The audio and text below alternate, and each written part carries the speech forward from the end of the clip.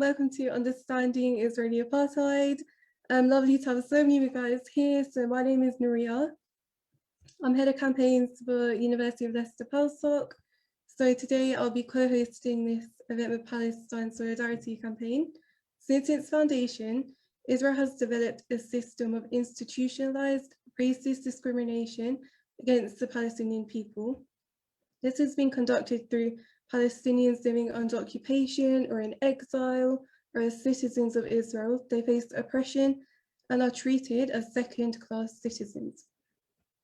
This year, Israel publicly stated its aim of annexing at least 30% of the West Bank, following its illegal annexation of East Jerusalem and the Syrian Golan Heights. These events have further exposed its apartheid reality. Today, we will discuss how Israel's treatment of all parts of the Palestinian population amounts to the crime of apartheid under international law. So our expert speakers today will explore the way in which Israel practices meet the legal definition of apartheid, while focusing on the effects of Palestinians in all areas of their lives. Please place questions for the speakers in the Zoom chat box, or if you're on Facebook, in the Facebook comment section. We will pass these on for our speakers to answer at the end. Please keep all contributions on topic and respectful of other participants. So our first speaker is Rania Muhareb. She's a PhD researcher with the Irish Centre for Human Rights, consultant with al-Haq. So whenever you're ready, please take it away. Thanks so much, Nuria. Good evening, everyone. It's nice to see so many people with us today. And also thanks so much to the organizers, PSC and the University of Leicester Palestine Society for organizing this important discussion. In the few minutes that I have today, I will try to provide a brief overview of the evolution of the apartheid analysis in relation to Palestine, and then focus a bit more on the specific practices entrenching and maintaining Israeli apartheid on the ground. To start, I think it's important to remember when we talk about Israeli apartheid that the idea of the domination of Palestinians is not a new concept. It has been there since the start of the Zionist project for the colonization of Palestine. Even if the term apartheid was not used at the time to describe the reality of Palestinians, the idea of domination was already there. We should therefore consider that the concept of apartheid has preceded its naming. So from the very beginning, Palestinian oppression was institutionalized in Israeli laws, policies, and practices. In the immediate aftermath of the Nakba in 1948, Palestinians who had been forcibly displaced from their lands and properties were denied their right of return, which is a policy, as we know, that has continued until this day. Palestinians within the Green Line, including those who had been internally displaced, would be subjected to brutal Israeli military rule until 1966. This period involved the institutionalization of a series of laws, policies, and practices that established a strict distinction between the indigenous Palestinian people and Jewish immigrants who were granted exclusive rights to land and property, even while Palestinians continued to be stripped of those very rights. Collective punishment imposed on Palestinian villages and towns was widespread. Permits were required for Palestinian citizens to move from one area to another, and rights were severely repressed. Among the laws adopted at the time were the 1950 Law of Return and the 1952 Citizenship Law, which established a so-called superior nationality status for Jewish persons, granting them an exclusive right to enter Israeli-controlled territory as Jewish immigrants and to receive automatic Israeli citizenship, as well as preferential treatment. Due to the so-called superior nationality status, Israeli citizenship has never been the basis for equal rights.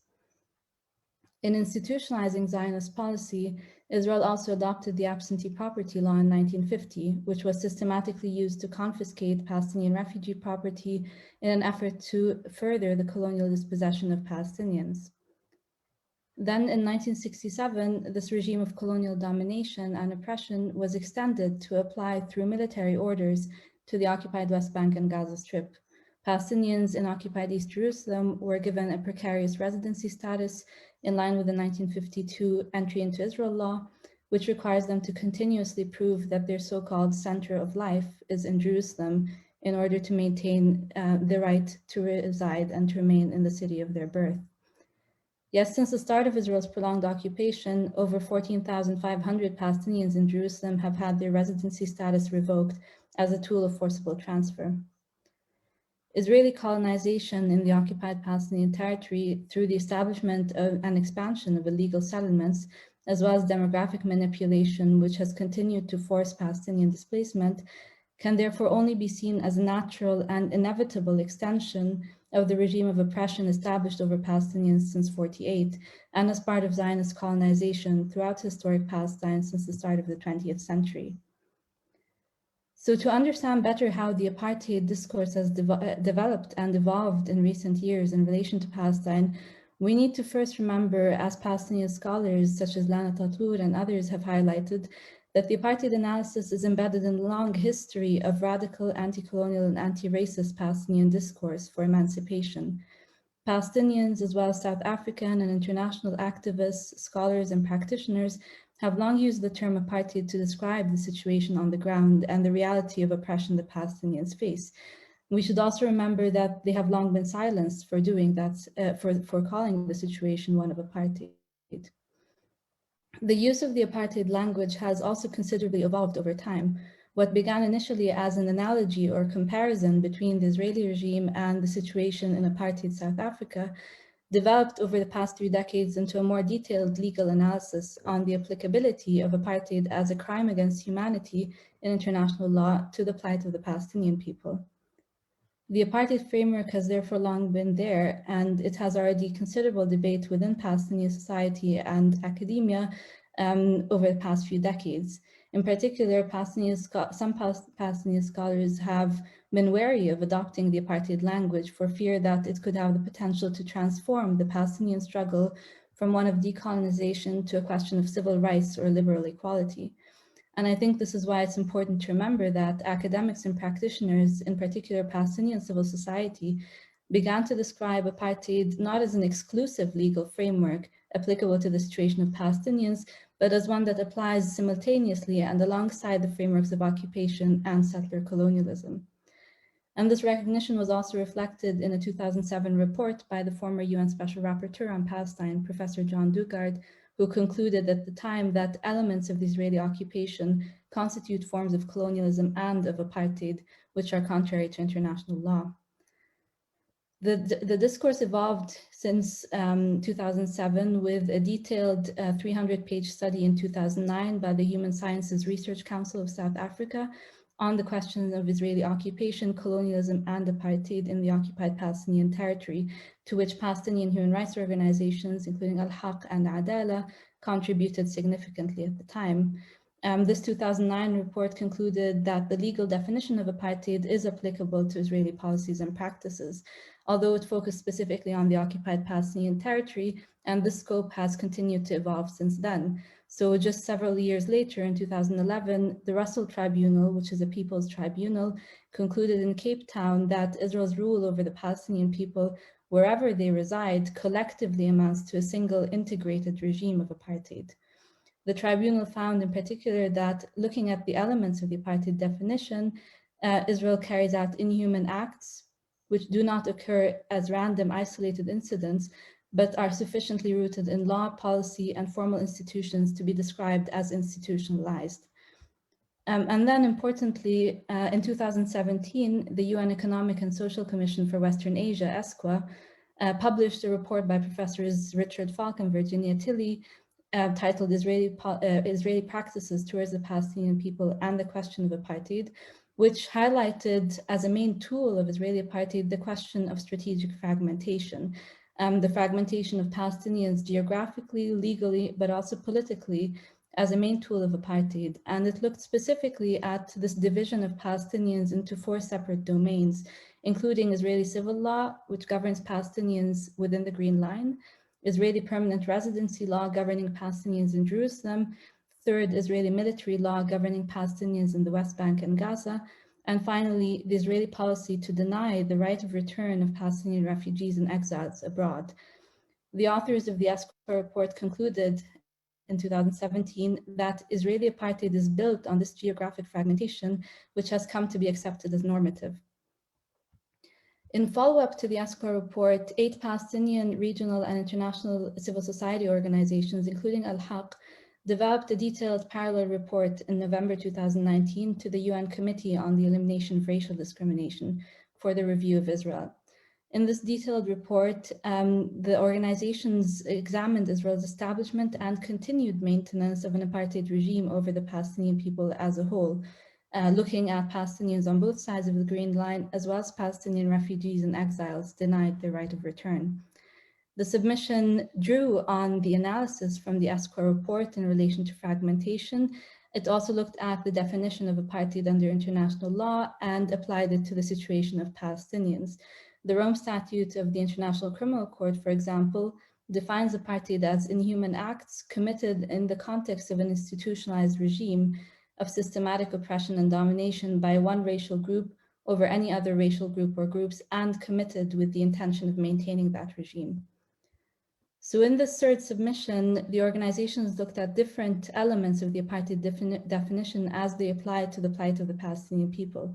First, they looked at how Israel has established and institutionalized a regime through laws, policies, and practices that systematically privilege Jewish persons over the Palestinian people, while denying Palestinians their inalienable rights to self-determination and return. Among those laws are those that I highlighted earlier on from the early 1950s.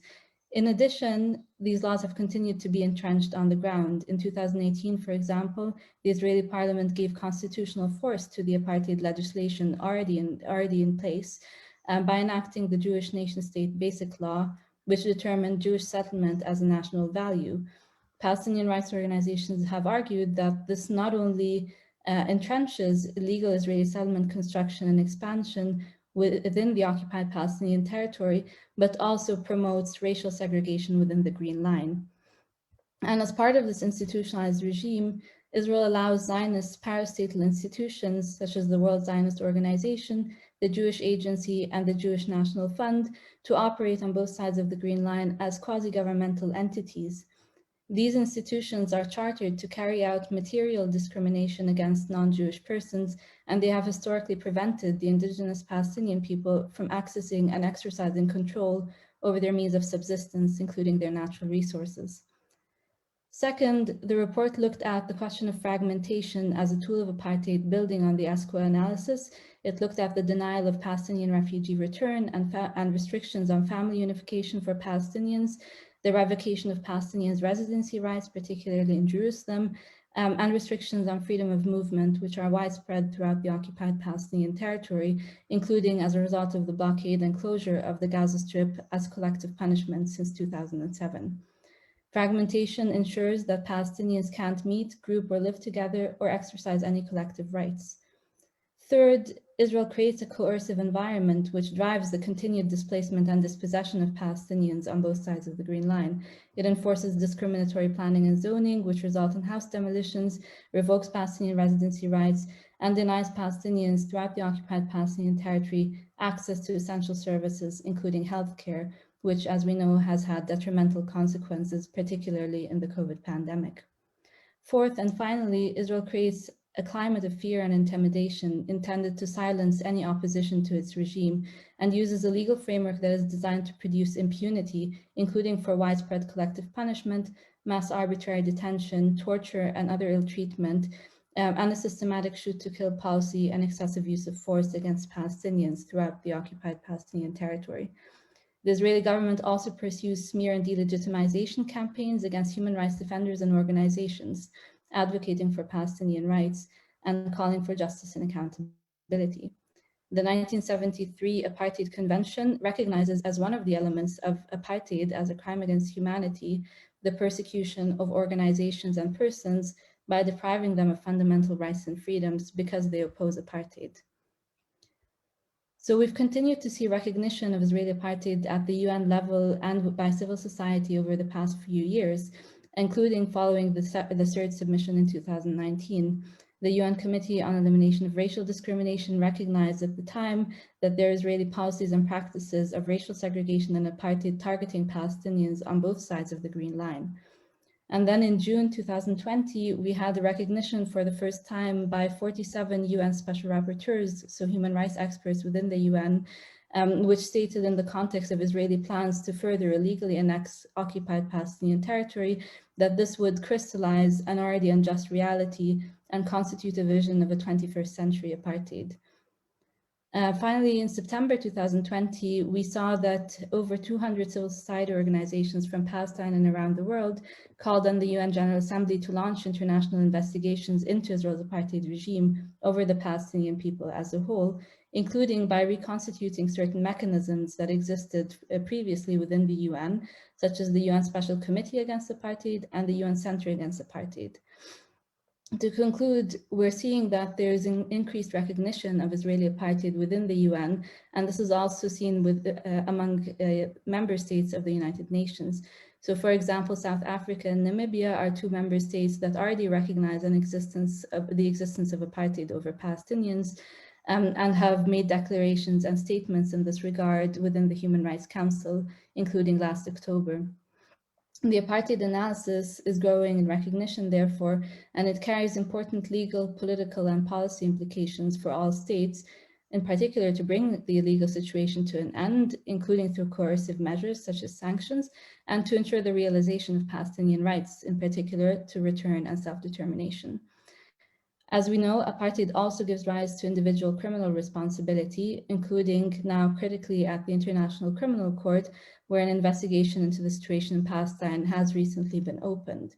The ICC, as we know, can play an important role in prosecuting the crime of apartheid in Palestine and provides, therefore, an avenue to seek justice for Palestinian victims in this regard.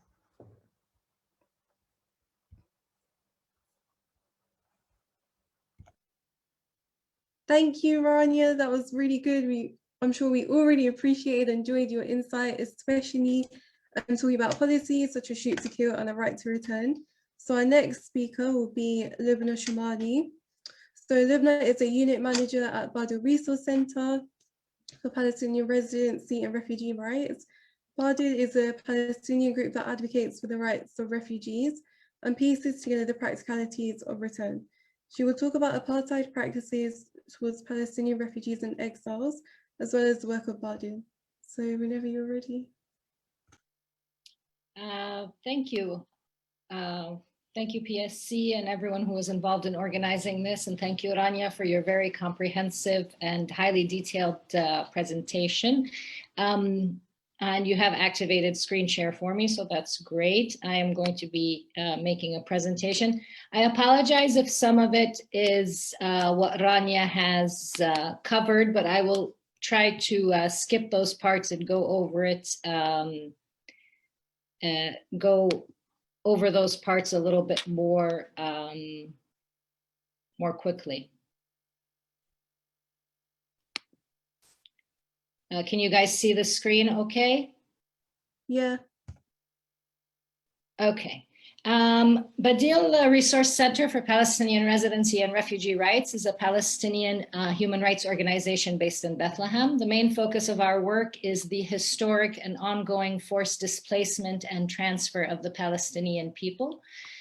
So basically we look at displacement and transfer from the time of the Balfour Declaration in 1917, which kind of heralded, let's say, the colonization of Palestine and the dispossession of its indigenous population, all the way up through today. Now, while these displacement and dispossession policies have varied and have been used by Israel and the Zionist movement to varying degrees over the years, the ultimate goal, of course, is controlling the maximum amount of land in Palestine with the minimum number of people.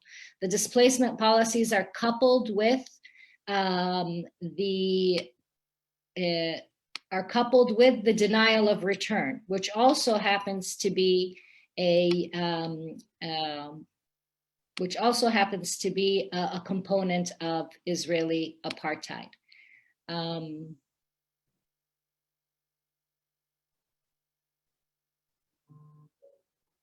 Sorry, I'm trying to figure out which because I can't see the screen.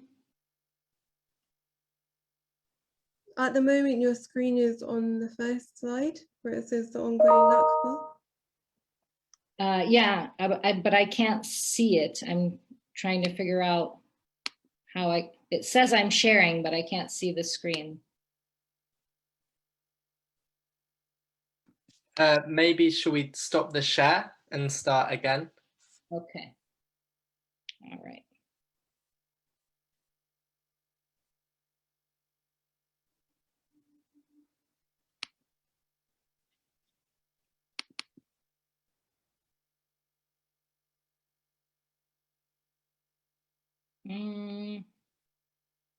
No, that's not helping.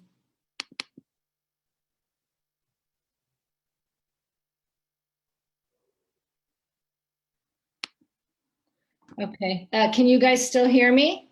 Yes. Yeah. I'm going to try to go to the next slide and see if that helps. And are you seeing the second slide now? Yes. Okay, good. So very quickly, just not to apologies for that. Very quickly, just not to go over everything that Rania said, but the crime of apartheid is considered a crime against humanity under customary international law and the Rome Statute of the International Criminal Court. It constitutes inhumane acts committed in the context of an institutionalized regime of systematic oppression and domination by one racial group over any other racial group or groups, and committed with the intention of maintaining that regime. Now, the emphasis here is that regime. We are talking about a systematic and comprehensive legal hierarchy. In other words, laws, practices, and policies contained within this regime specifically designed to oppress and dominate a certain group by another group. The components of apartheid are the demographic manipulation through population transfer, and Rania spoke a little bit about this, but when we talk about population transfer as it is defined by international law, it has two components. It's the forced displacement and transfer of the indigenous population of the territory or area. In this case, sometimes it's referred to as the ethnic cleansing of the indigenous population. And the replacement of that population with a settler colonial population. So in the case of Palestine, we are talking about the ongoing displacement and dispossession of the Palestinian people and having them be replaced with a settler colonial population, in this case, Israeli Jews. Some of that displacement occurs through denationalization, like what occurred during the mandate period by the British, for which the British were responsible for the denationalization of approximately 150,000 Palestinians during that time, which would also be considered refugees by international law. Other ways that this displacement and dispossession occurs, of course, is through the denial of return to those who have been forcibly displaced and transferred. One of the ways in which Israel directly does this is through the law, the 1950 law of return, which basically states that the only group or people that are allowed to exercise the right of return are those that the state considers to be Jewish.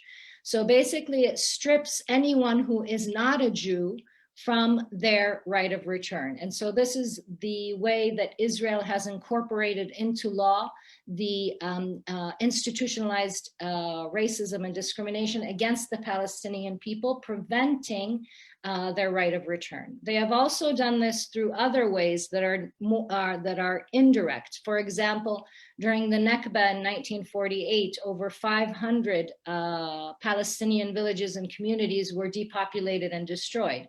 The villages were destroyed so that they could create an obstacle for Palestinian return, because when Palestinians would return, they would not be able to find the structures and the amenities that had existed during the time that they were in Palestine.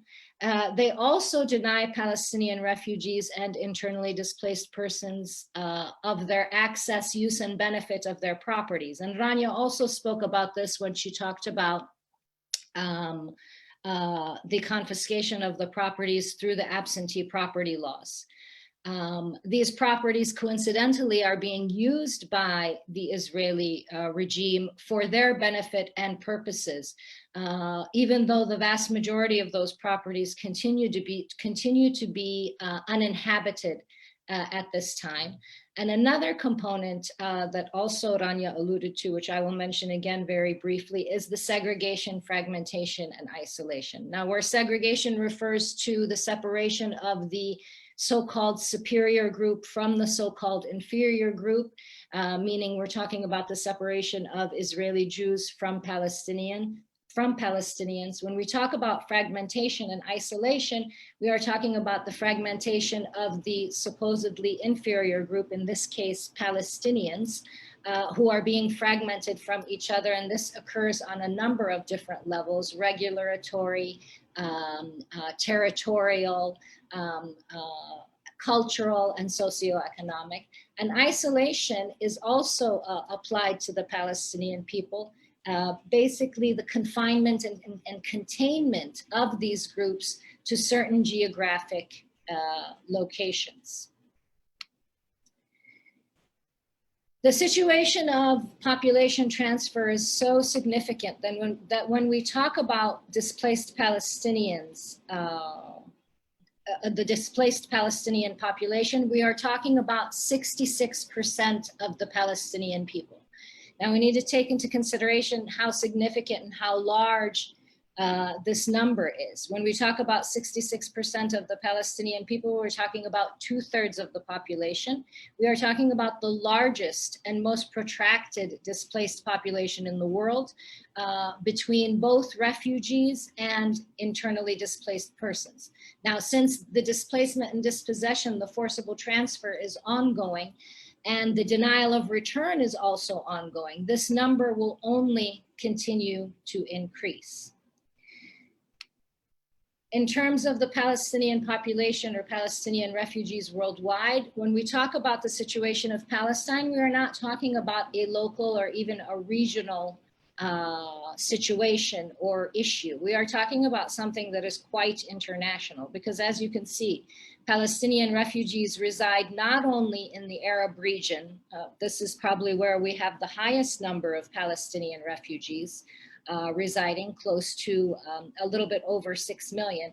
But we are also talking about Palestinian refugees who are residing in Europe, in Africa, in South America, and North America.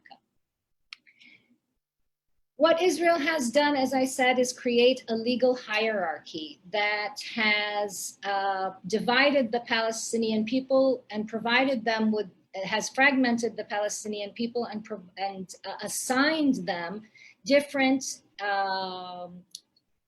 legal statuses. At the top of the hierarchy, we have Jewish nationals who have ultimate rights and privileges within the Israeli apartheid regime.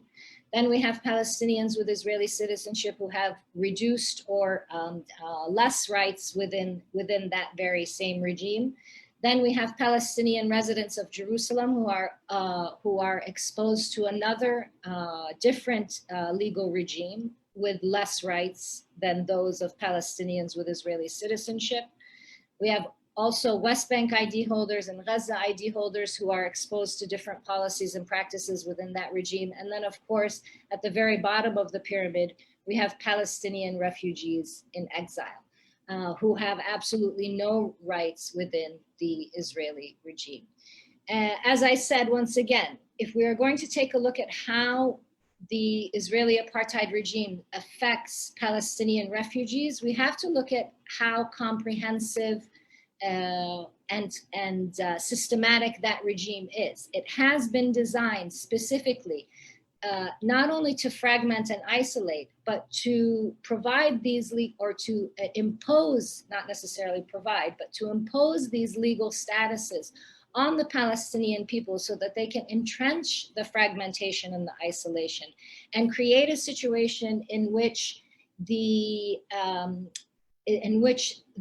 essential or the inalienable rights of the Palestinian people, such as the right of self-determination and the right of return, are marginalized or broken down, because the creation of this, the creation and the implementation of this apartheid regime not only breaks down the existence of the Palestinian people as a national people, even though they are recognized as a national people within international law. We also have to recognize intrinsically the intrinsic link between the Palestinian right of self-determination and the right of return. In the case of Palestine, the right of self-determination can't be achieved without the realization of the right of return. And if you question this possibility, or you question the connection, the intrinsic link or relationship between the right of return and self-determination, then ask yourself who the right of self-determination belongs to.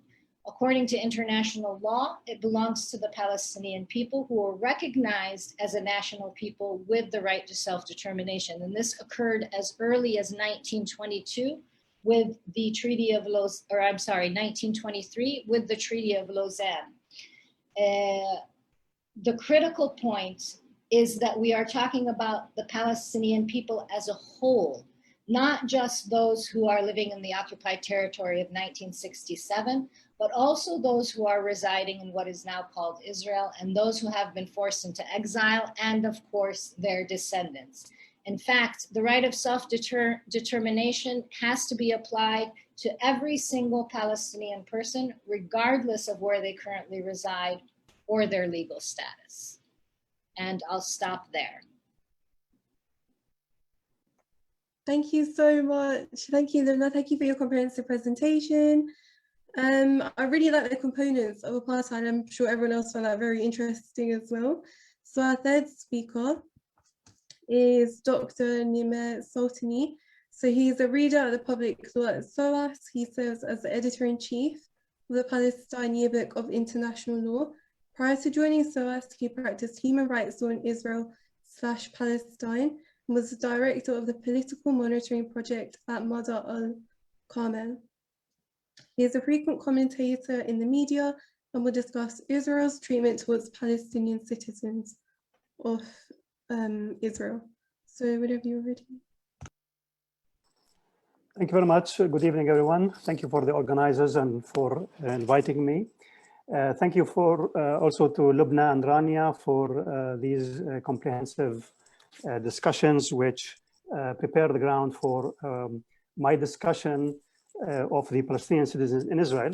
I was asked to speak about this topic specifically. I'll try also to share my screen with a brief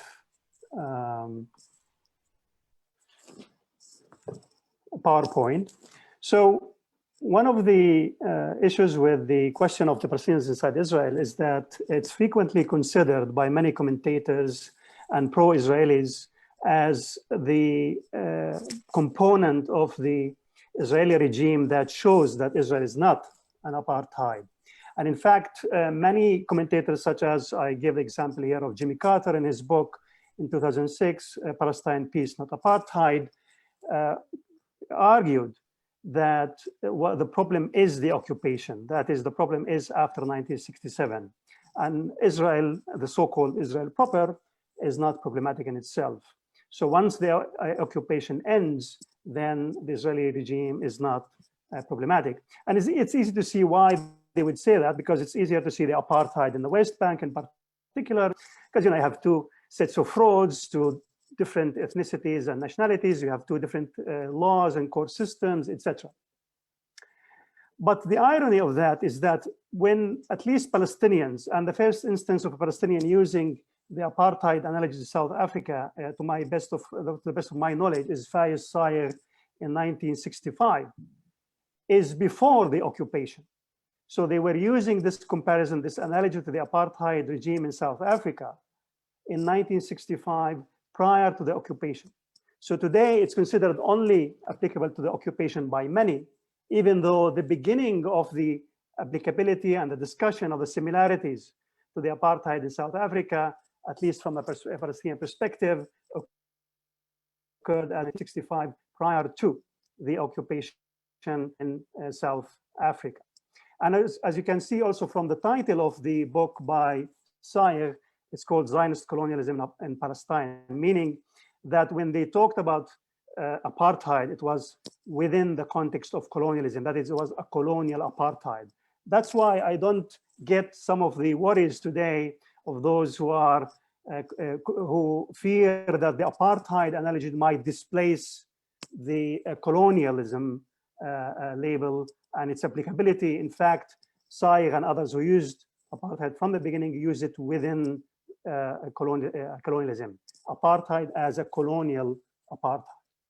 So in my discussion, I want to show you the basics. I don't have much time for more than that. So I'll give you the lay of the land, some of the basic facts and some of the basics about the legal situation, and then a comparison to South Africa. And I'll try to argue that in some instances, it's worse than the South African apartheid, even if you consider it only within the confines of so-called Israel proper, with respect to the Palestinians inside Israel. So I would also urge, following Lubnah and Rania, an integrated or a comprehensive review of the Israeli legal and political system as a system of subordination in which different categories of people are placed in an inferior status to the Israeli Jewish citizens and are separate and unequal, even though to varying degrees and under different regulatory regimes or conditions. So let me start with some of the facts. So the Palestinians inside Israel today are around 18% of the population. There were 156,000 in 1948 after the ethnic cleansing, and today there are 1.5 million. So there's an increase in the population. Between 1948 to 1960, they were placed under a military regime, which is the equivalent to a pass permit regime in South Africa, meaning that if you wanted, as an Arab Palestinian citizen inside Israel, to leave your area, to leave your village, you needed a permit from the military commander in the area, even though you were considered nominally as a citizen. Now, in this period, the vast majority of our land, the Palestinian citizens' land, was confiscated. It's estimated to be about 80% of the private land of the Palestinians inside Israel was confiscated, most of it between 1948 and 1960, in about a dozen of legislative enactments by the Knesset. So at the same time that there is an increase in the population, you have a decrease in the land resources that are available for this population, not only for subsistence, but also to build and grow.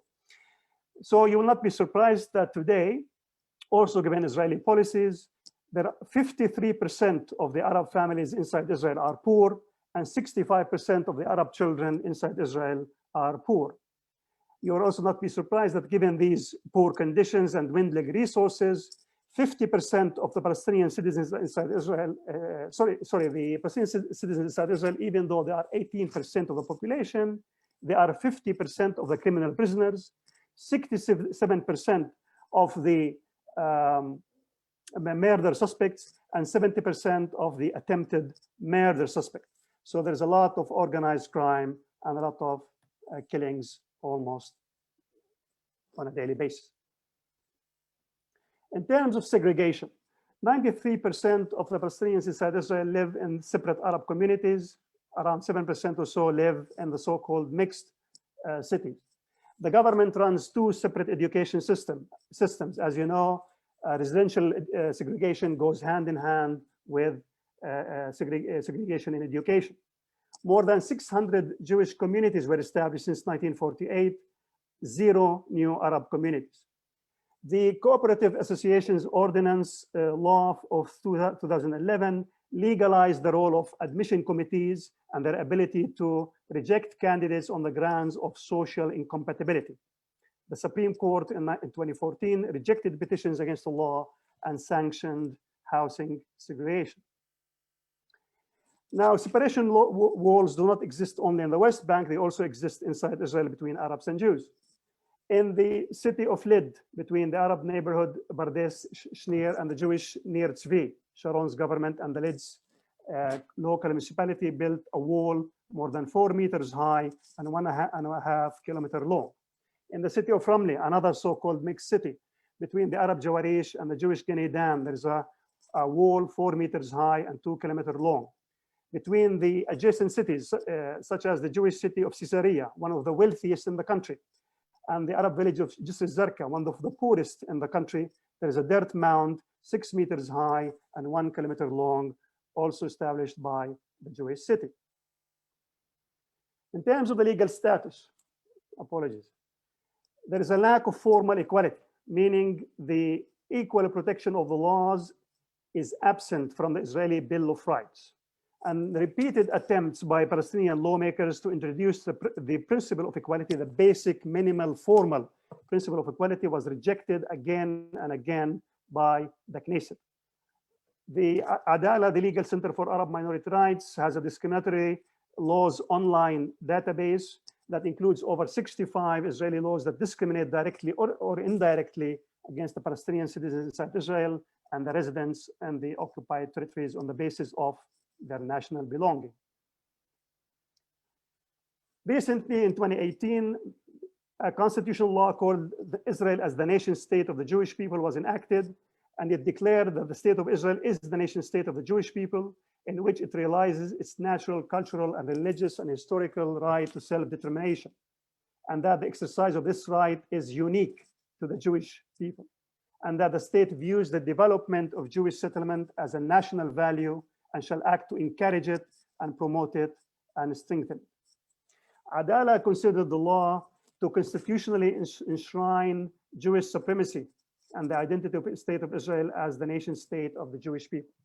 The law, which has distinct apartheid characteristics, guarantees the ethnic religious character of the state as exclusively Jewish and entrenches the privileges enjoyed by the Jewish citizens while simultaneously anchoring discrimination against Palestinian citizens and legitimizing exclusion, racism, and systematic inequality.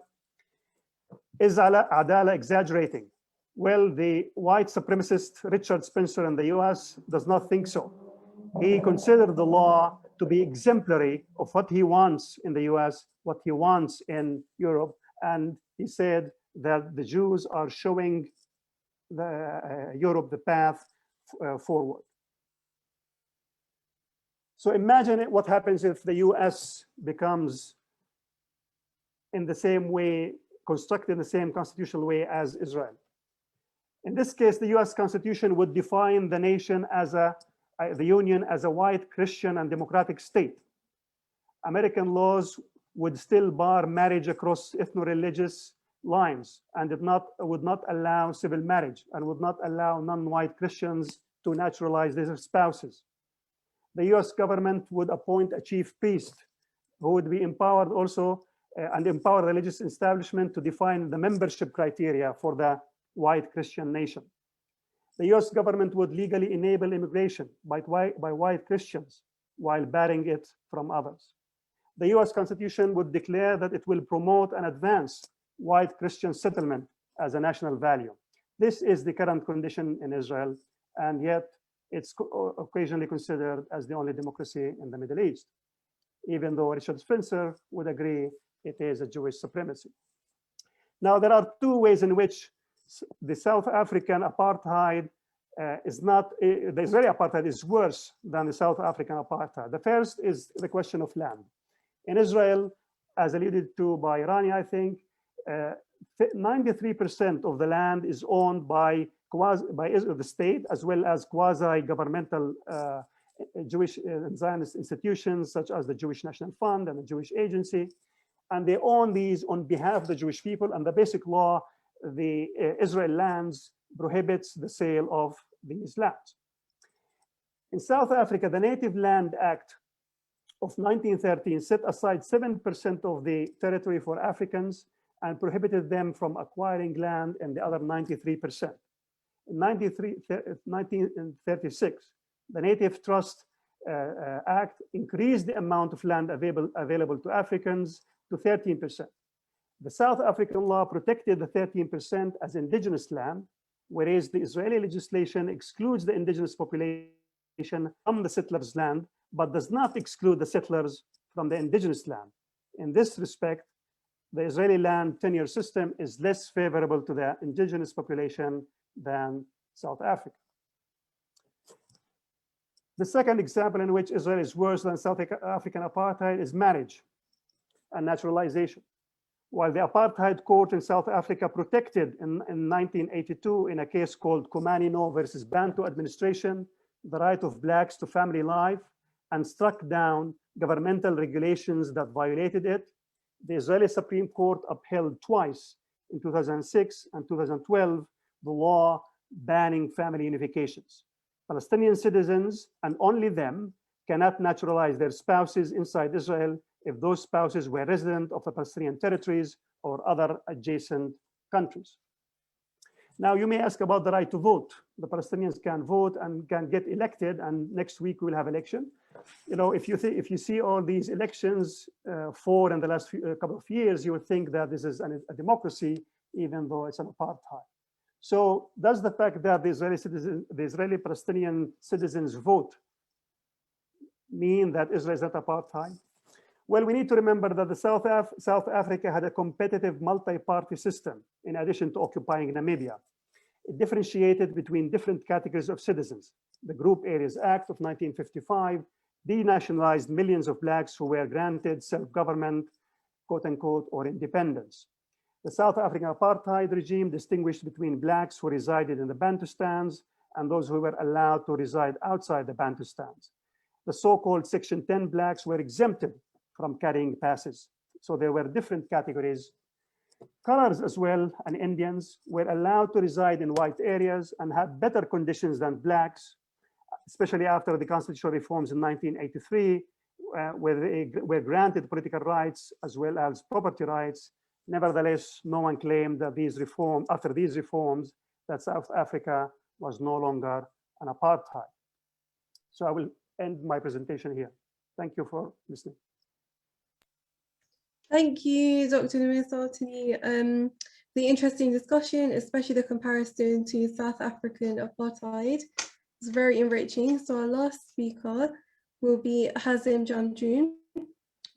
He is an academic and activist whose work focuses on political economy approaches to Israeli colonialism and Palestinian elite formation. So he will speak on moving from the current apartheid to a future of freedom, justice, and equality. So whenever you're ready.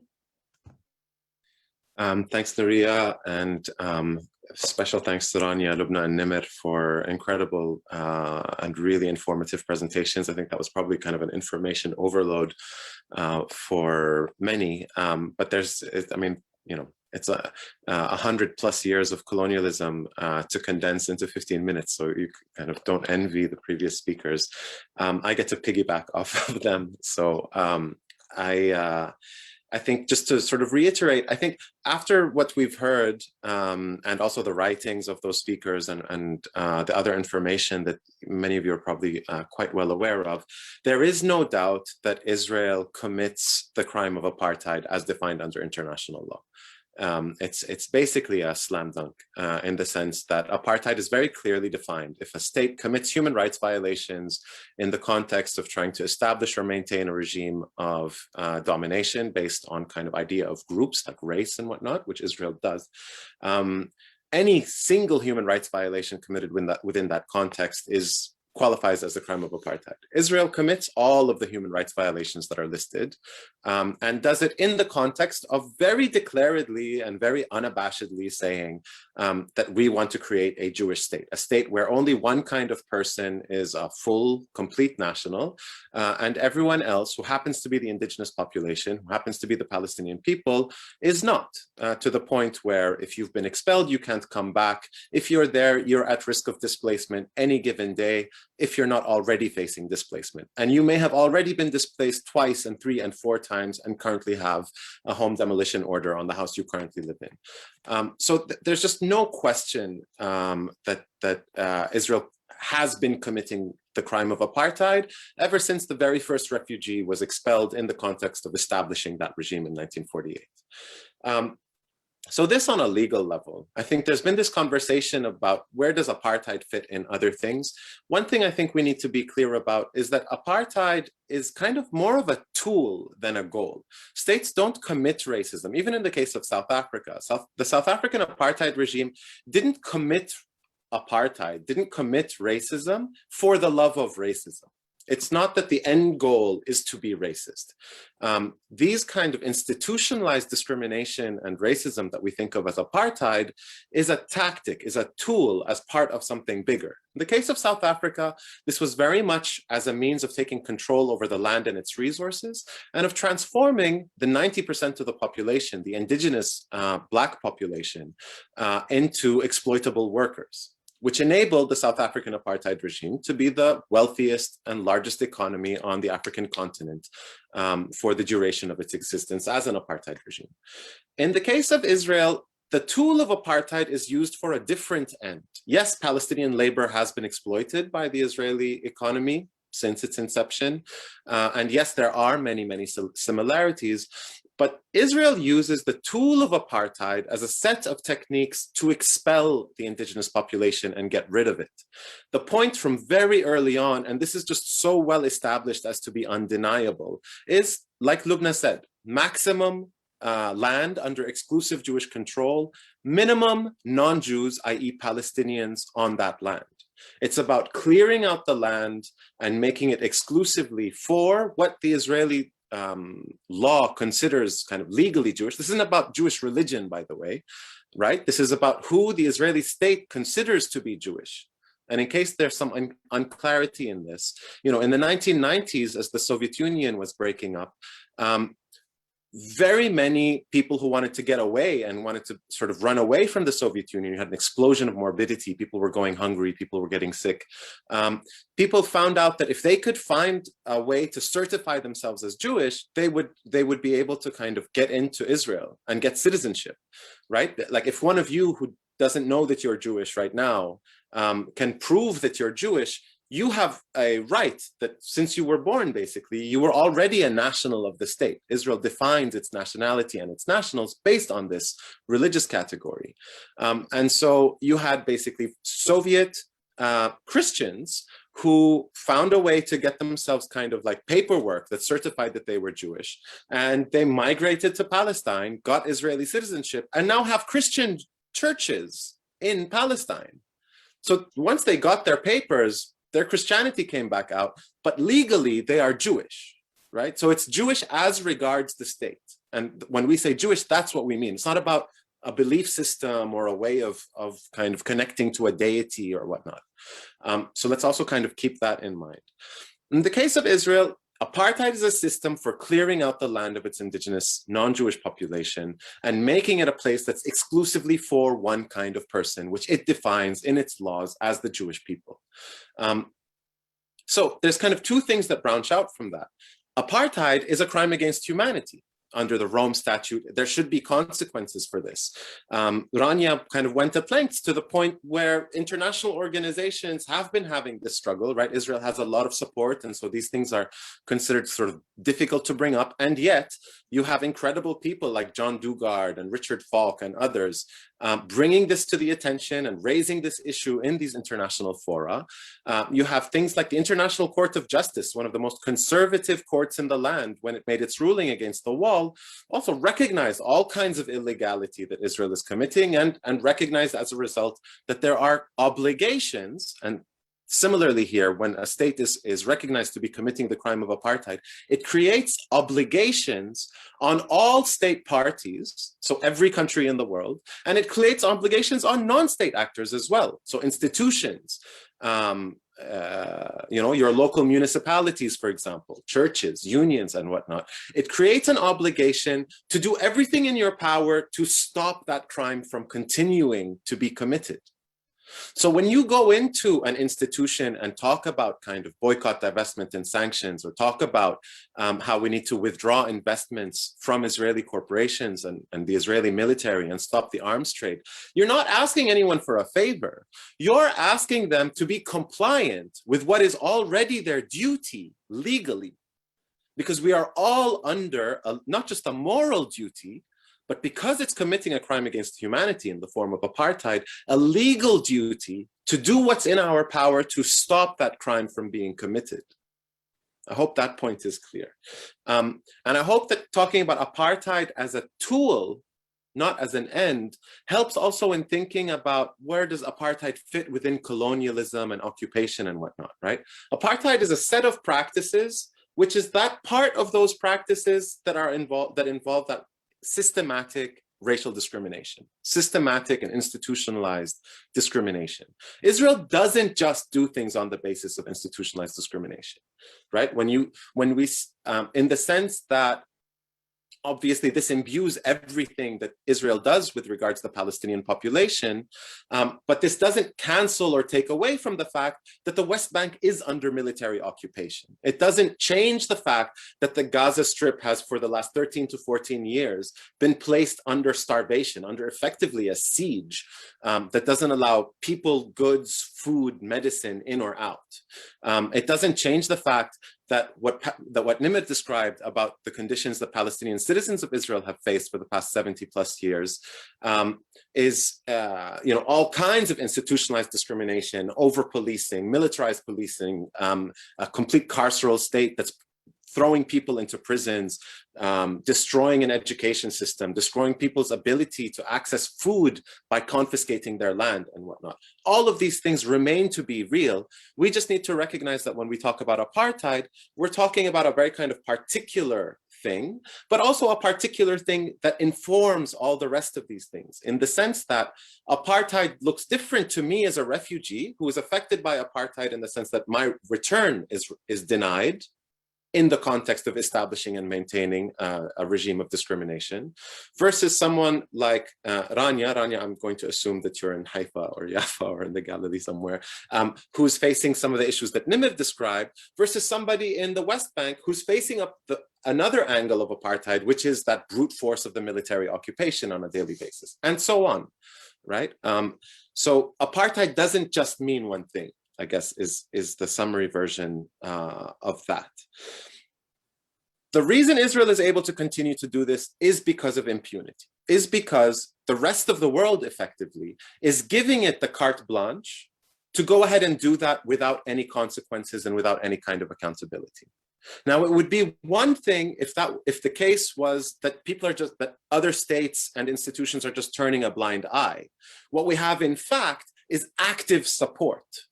We have an arms trade that is actively purchasing military weapons and dumping money into the Israeli economy, while also providing military support in the form of logistics, arms, etc., to the Israeli military itself. This includes the UK, almost primarily the UK. It includes such things as active support at institutions like the United Nations and international fora, where if anything criticizing Israel comes up to the Supreme Council, it is immediately vetoed by Israel's allies on that council. It includes the kind of thing where the United States will actively try to get Arab states to normalize relations and create trade deals with Israel. In the past year, we saw this most clearly with the United Arab Emirates, Bahrain, arm-twisting Sudan, and now Morocco, to the detriment also of the people struggling for freedom in the Western Sahara. Right? And so it's not just that the world is turning a blind eye to Israel's crimes, it's that the state system, and particularly some of the most powerful states in that system, are actively supporting, actively providing the means for Israel to continue committing the crime of apartheid. Now, this trickles down to our level also as people in these societies, because what we're finding is that our attempts to organize just to speak truth to power, our attempts to organize to say, hey, this is not okay, are also now being criminalized. So it's not just even the active support for Israel in the form of trade and military and whatnot. It's also by trying to slash and burn at the ability to organize, to raise awareness that this crime is happening. right? There is a scenario where in the next few years, an event like this will become something that students aren't able to organize. Because lo and behold, no, criticism of Israel is now considered illegal. And we have places in the United States and elsewhere where this is in fact what is being done under the name of kind of stopping anti-Semitism, right? Ludicrous. It's that you would try to kind of stop anti-racist activity in the name of anti-racism, right? George Orwell would have a field day with this, right? Just the kind of doublespeak of that. And so there is a lot of work to be done. A lot of people, well, we'll get to that in Q&A, but I think some things just to sort of finish up here are to think about the approach that we need to take, the kind of framework in which our action needs to be taken. Obviously, one of the most powerful types of activities that we can be doing outside of Palestine is work on reversing that impunity. That's the biggest thing we can do to support Palestinians struggling for liberation, is that Palestinians have all hands and arms tied, right? Is to start to kind of loosen those binds and to start to kind of shackle Israel and say, yo, you can't do this. You can't have all of this support from our societies, because that says that apartheid is normal. It says that this kind of forced displacement, denial of return, human rights violation is normal. That's why we talk about normalization. We need to anti-normalize and say, no, you are not normal. You get to be normal when you restore Palestinians their rights. Then we treat you as just any other state, and still we will be critical of you as any other state. And so the framework in which we should do that shouldn't be a framework that tries to kind of reverse and privilege Palestinian life over some other kind of life. It should be a framework in which we are internationalists and see this as part of our internationalism, see that this is a struggle that's part of a human struggle globally, and that a win for one is a win for all. It needs to be intersectional in the meaning that we can't be pro-Palestinian and actually anti-Semitic. We can't be pro-Palestinian and misogynist. We can't be pro-Palestinian and forget about people in Western Sahara or others struggling for their rights, and ableist, for example. And you see what I'm saying. These things need to kind of come together. And one of the things that we need to note, Nimr brought the Richard Spencer quote, and I want to kind of highlight why that's particularly important. Israel has now become the model. Like, it used to be that kind of the propaganda line was Israel is the only democracy in the Middle East. And it was this kind of lie that if we say it enough times, people will believe it. Now, we don't hear so much about Israel as the only democracy in the Middle East, for the very reason that now we have movements within our countries like the United States, UK, etc., that are these identitarian movements that are, you know, white supremacist movements that are trying to say, actually, we want to be a society where one kind of person is more important than all the other kinds of people, which is what the Richard Spencer approach of saying, I look at Israel as a model, what that's all about is now we have people in our societies who are saying, actually, this whole thing about Israel being a democracy, like, A, it's untrue, but also it's not the real thing that's really cool about Israel. What's great about Israel is they've found a way to make it okay to be racist. And we want to be racist too. We don't get to say that out loud. Israel has found a way to make it kind of somehow okay and normal to say, well, no, we're a country for only one kind of people and everyone else is the 10th class citizen. And this is extremely dangerous. And this is why the struggle against Zionism and the struggle against Israel and Israeli apartheid is not just a Palestinian issue.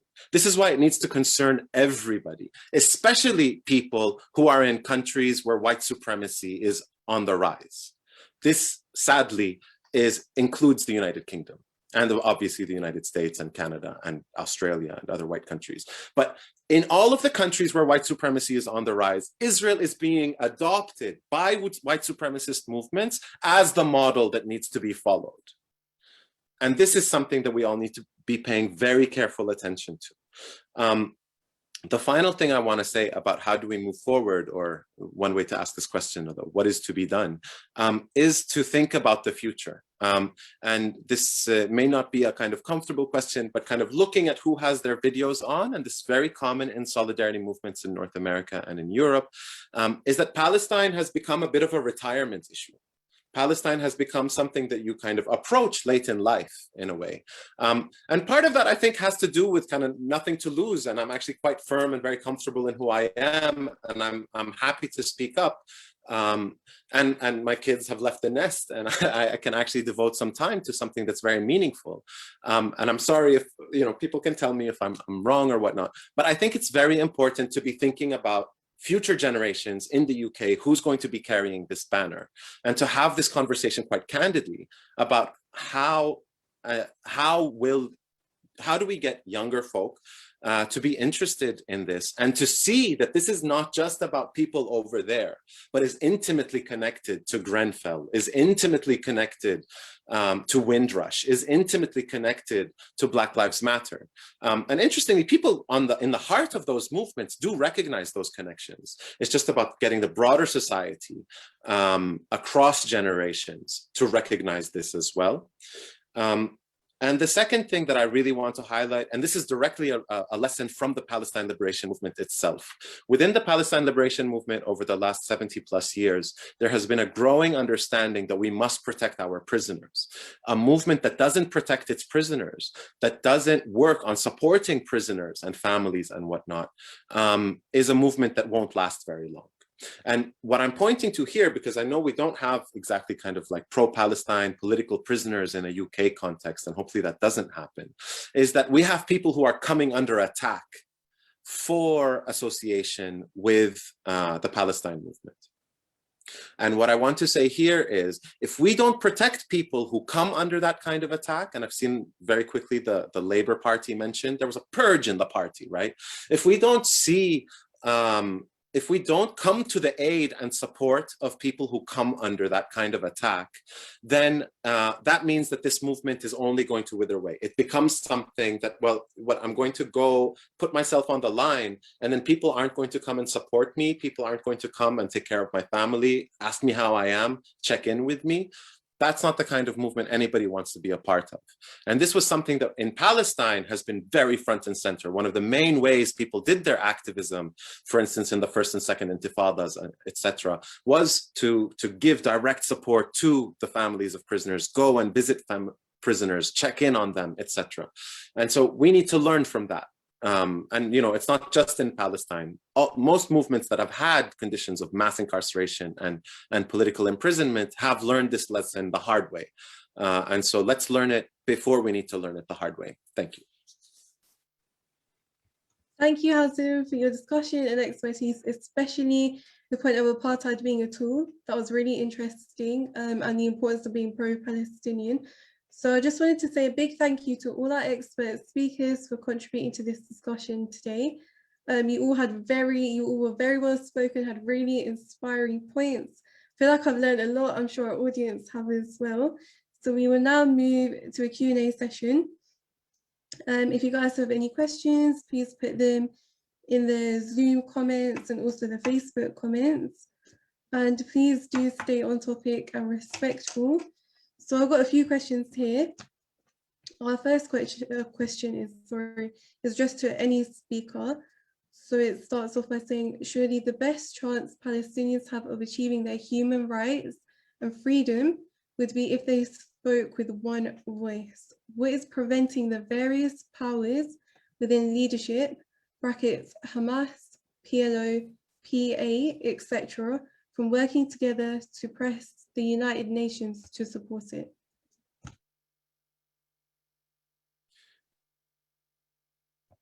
Yeah, I'll just take a just one very quick thing, and then I'll open the floor to the rest. Just I think examine that question.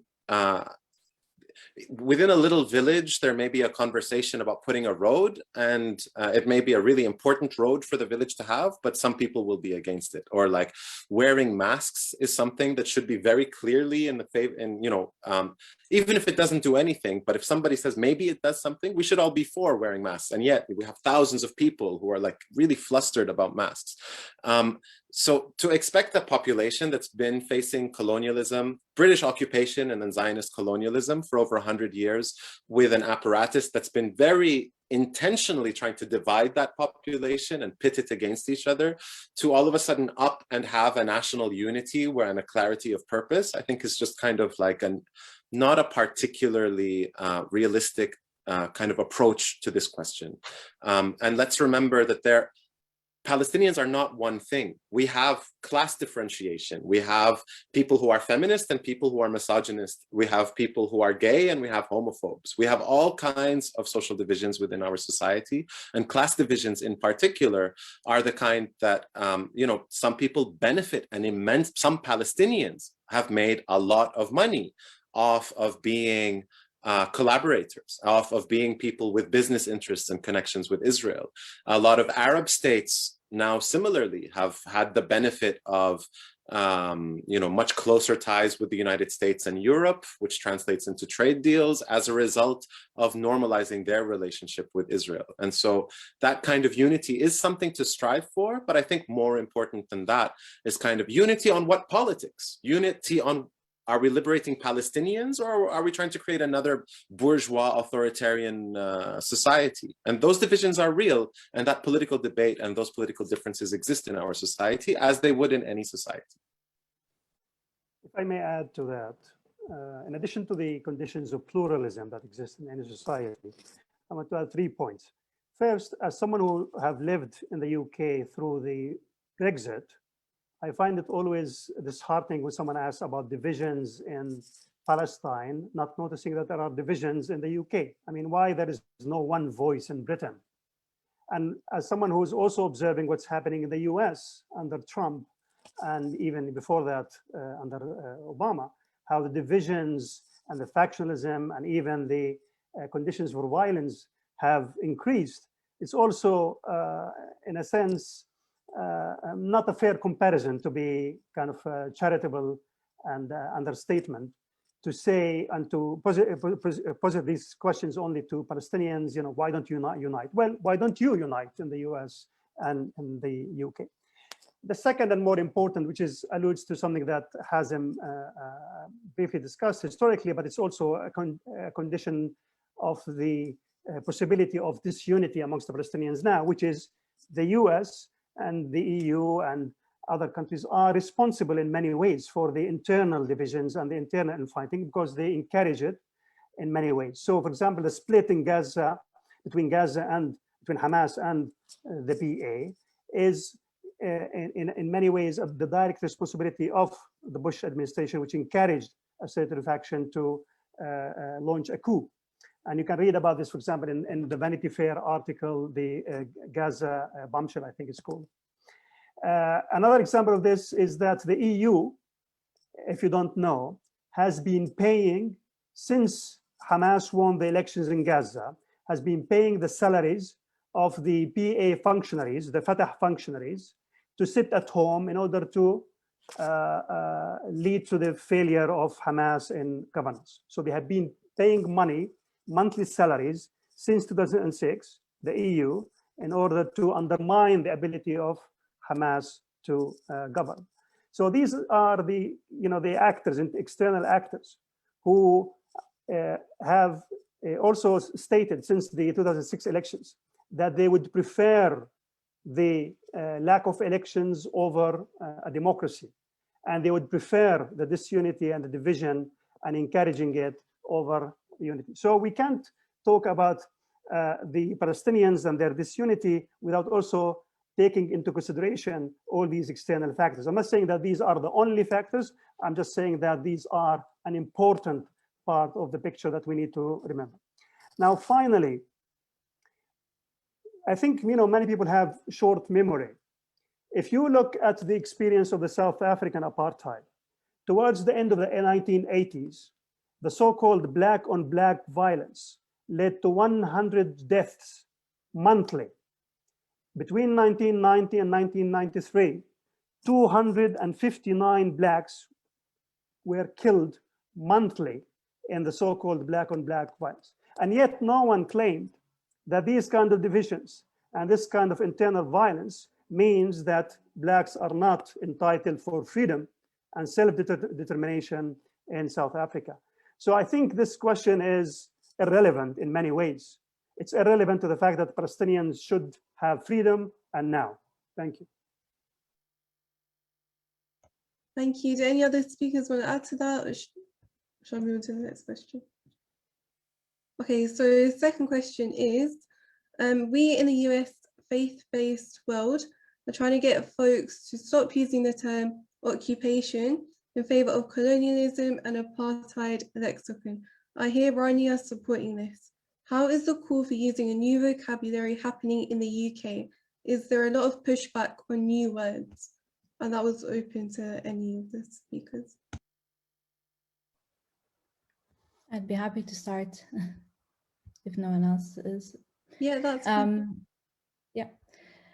Just to say, I mentioned earlier that there are overlapping legal frameworks. Apartheid is not exclusive, and I heard from my other co-panelists who have really confirmed this as well in their presentations. So it's not that occupation no longer applies, and I think that's important to say. There still is a prolonged military occupation for Palestinians in the West Bank and the Gaza Strip, as well as East Jerusalem. But the idea is that the occupation framework remains a limited one because it doesn't describe the entirety of the Palestinian experience, and it doesn't describe the Nakba of the Palestinian people since '48, and it doesn't describe the continued displacement and dispossession of Palestinians, besides the fact that it doesn't apply to all Palestinians in all areas where they have been displaced and dispossessed. So I think this is where it's important to understand that the occupation framework is not eliminated or displaced by an application of apartheid. It remains there. It's just that with apartheid and colonialism, we arrive at a much more detailed understanding of the nature of the Israeli regime and how it continues to entrench the oppression of Palestinians.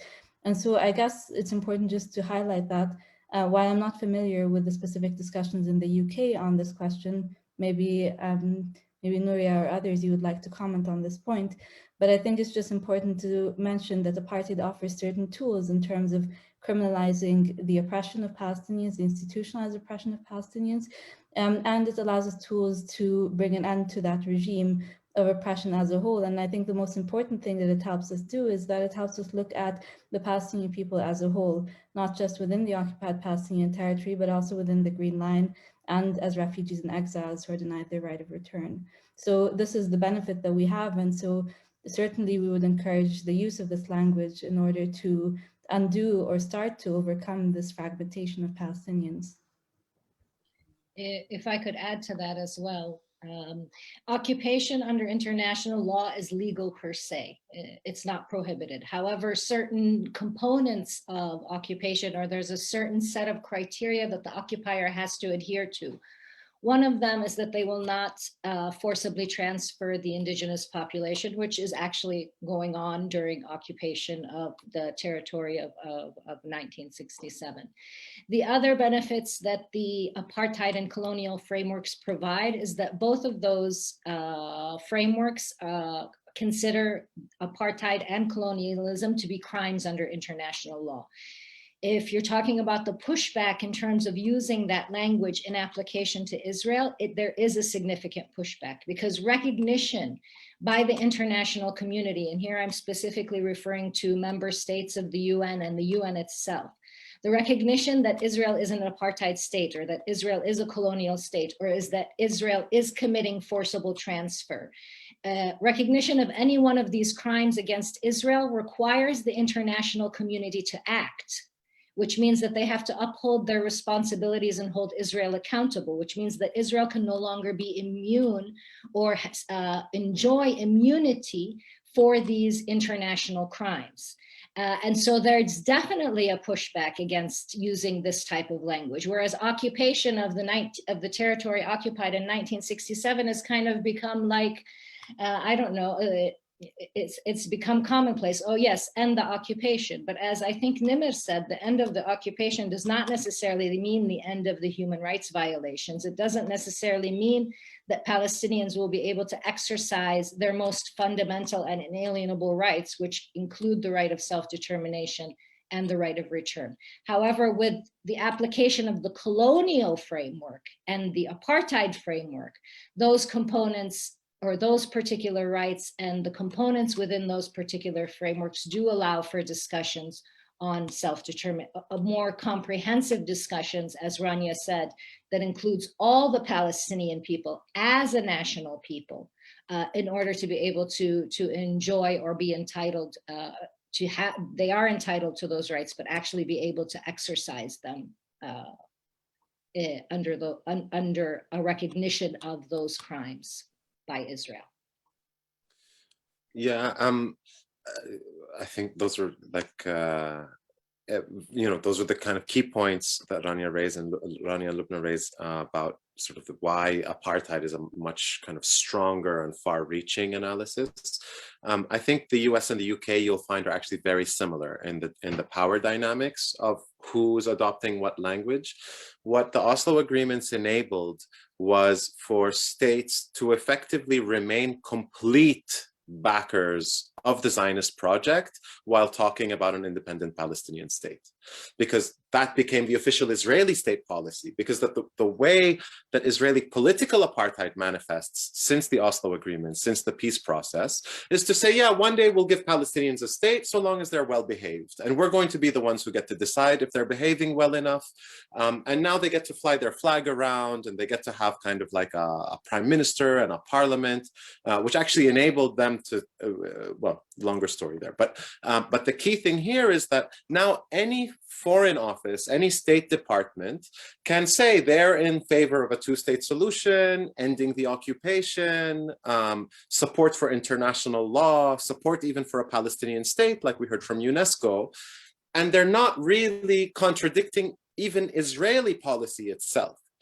And the reason I'm saying all of this is just to say that this kind of post-1994 version of Zionism is one that has found a way to be completely Zionist, completely pro-apartheid, completely status quo in the sense, like maintain the system of Israeli domination, while speaking the words of support for Palestine, right? I mean, you could even find a Trump secretary who would say, yeah, we're supporting the eventual creation of a Palestinian state. And there's no contradiction in that anymore. In the 80s or in the 70s, this would have been anathema to everything. Everybody would have been up in arms. This, cannot be.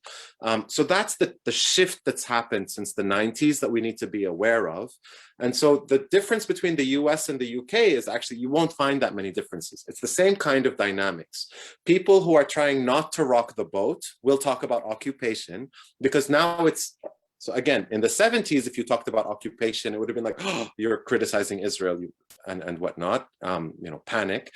Now it's allowed. Everybody can talk about the occupation. It's on official state, like main allies of Israel talk about the occupation. Israel itself sometimes talks about that, the right will prefer to talk about disputed territories rather than occupied territories. But the left, whatever counts as an Israeli left, which anywhere else would be a right, talks about the occupation, talks about the settlements. Let's focus on the settlements. That's why people love to kind of fixate on just the settlements, because it means that we don't have to be talking about things like refugees and Palestinian citizens of Israel and whatnot. And so people who are actually anti-apartheid activists, who actually want to see liberation happen, are the ones who are kind of saying, okay, yes, occupation is very real and we need to talk about it, but here's all this other stuff that's really at the heart of the issue.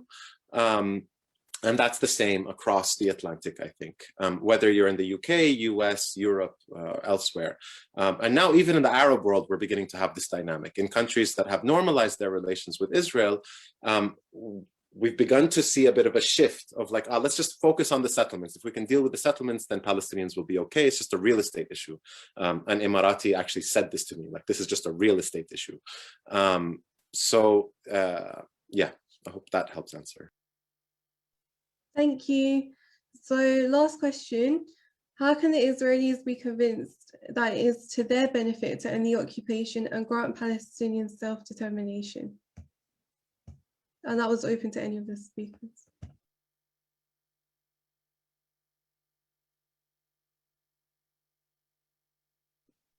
I mean, that's a tough one, because how are you going to convince people with privilege to let go of that privilege?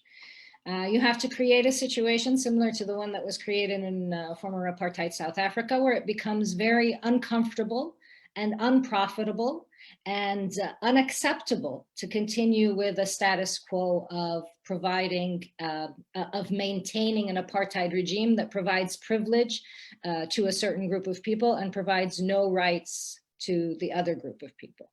And one of the ways to do that, of course, is through legal measures like approaching the UN for practical measures such as arms embargoes, sanctions, cutting diplomatic ties, non-reciprocal visa benefits, and of course, economic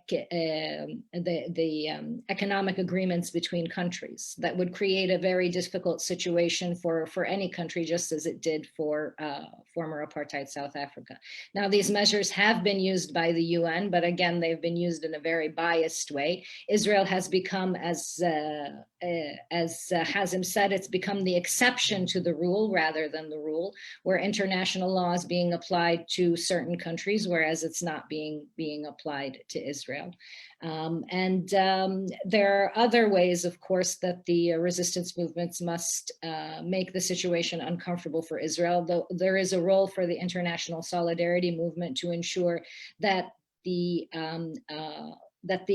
public is on board in terms of supporting such moves by their states and encouraging those states to make such moves. And of course, there's a role to be played by the Palestinian people themselves in the various areas in which they find themselves. And this type of resistance has been taken up by the Palestinian people in both types of legitimate resistance that we can take up, in both armed and non-armed resistance. And the focus for us has been in the past 20 years since the Oslo Accords is basically a path of non-armed resistance through the legal advocacy, through the demonstrations, through civil disobedience, through the boycott, divestment, and sanctions movement. All these types of activities can create a situation that turns the tide on both the political and public level for Israel, and create a situation in which they would have to be forced to accept different types, forced to accept creating a different type of paradigm, or breaking down the power imbalance that exists today.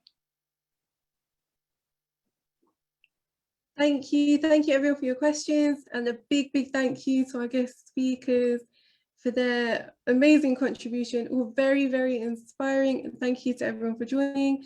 So if you guys want any more events, you can check out the Palestine Solidarity Campaign website and even the Facebook page.